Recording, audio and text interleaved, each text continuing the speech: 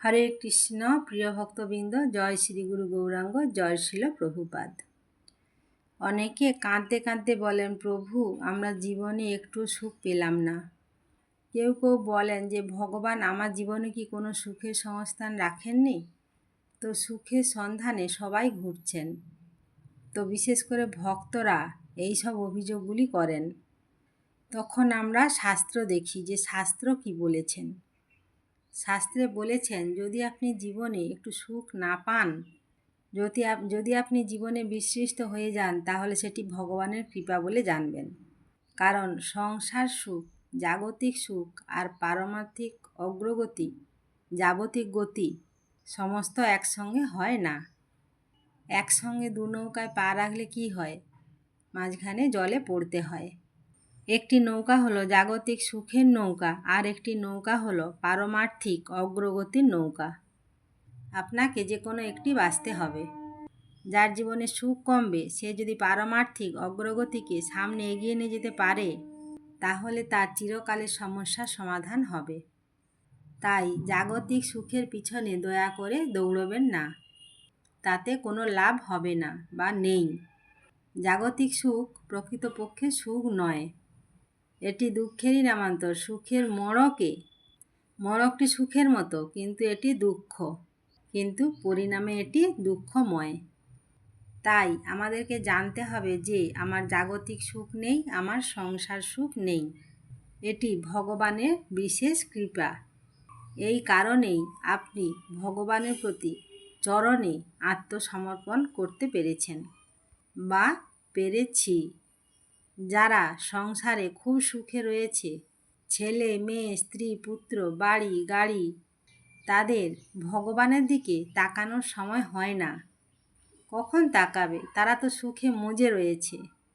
যখন সুখ চলে যায়, যখন আশেপাশে সমস্ত আত্মীয় স্বজন তাকে ত্যাগ করে, তখন সে ভগবানের দিকে তাকায়।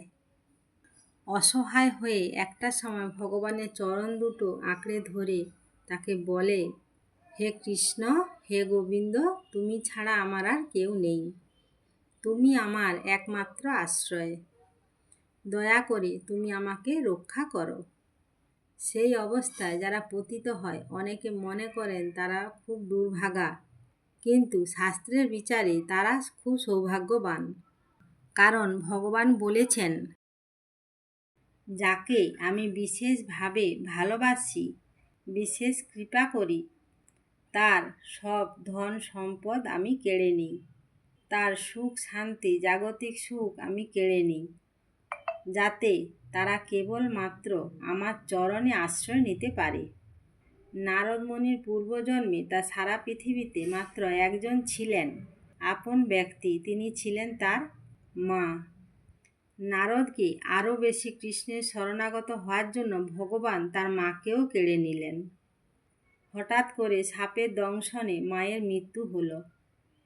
তখন নারদ মুনি একেবারে ভগবানের চরণ দুটো আঁকড়ে ধরলেন, ভগবানের দর্শন লাভ করলেন। তবে তিনি আজকে নারদ মুনি হতে পেরেছেন। তাহলে সুখ নেই বলে দুঃখ করবেন না, এটাই প্রকৃত সুখের কারণ। এ ব্যাপারে মহাপ্রভুর একটা লীলা রয়েছেন। মহাপ্রভু যখন কিশোর ছিলেন, গঙ্গা স্নান করতে যেতেন। তখন তিনি নানা রকম লীলা করতেন। অনেক সময় গঙ্গার জলে ডুবে গিয়ে কারো পা ধরতেন জড়িয়ে। তারা ভাবতো বুঝি কুমির ধরেছে আমাদের পায়ে। তারা ভয় পেত, লাফিয়ে উঠত, চিৎকার করত। তখন মহাপ্রভু জল থেকে উঠে হাততালি দিতেন, আনন্দ করতেন এবং হাসতেন। একবার এক ব্রাহ্মণকে এরকম জলের তলা দিয়ে গিয়ে পা জড়িয়ে ধরেছিলেন। ব্রাহ্মণ তো খুব ভয় পেয়ে গেছেন, আঁতকে উঠেছেন। তারপরে মহাপ্রভুর কি আনন্দ! এতে ব্রাহ্মণ খুব ক্রুদ্ধ হয়েছেন। ক্রুদ্ধ হয়ে মহাপ্রভুকে অভিশাপ দিয়েছেন। কি অভিশাপ? সংসার সুখ তোমার হোক বিনাশ। চৈতন্য চরিতামৃত গ্রন্থে আদি লীলার 17 অধ্যায়ে 63 নাম্বার শ্লোকে এরকম বলা রয়েছে, সংসার সুখ তোমার হোক বিনাশ। সাপ শুনি মহাপ্রভুর হইল উল্লাস। হরি বল বলে মহাপ্রভু লাফিয়ে উঠলেন। কারণ মহাপ্রভু দেখালেন সংসার সুখ না থাকা মানে চিন্ময় সুখ তৈরি হওয়া। এটি আশীর্বাদ, এটি অভিশাপ নয়।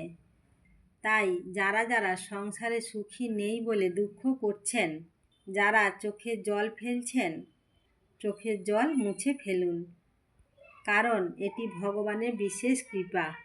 এই সুযোগটাকে কাজে লাগান, পারমার্থিকভাবে এগিয়ে চলুন, ভগবানের চরণে একান্তভাবে আত্মসমর্পণ করুন এবং কৃষ্ণলোকে গমন করুন। হরে কৃষ্ণ, রাধে রাধে। ভিডিওটি যদি ভালো লেগে থাকে একটা লাইক, কমেন্ট আর শেয়ার করে দিও। যদি আমার চ্যানেলে আপনারা নতুন হয়ে থাকেন তাহলে চ্যানেলটিকে সাবস্ক্রাইব করে পাশে থাকুন। ততক্ষণ আপনারা সবাই ভালো থাকুন, সুস্থ থাকুন। রাধে রাধে।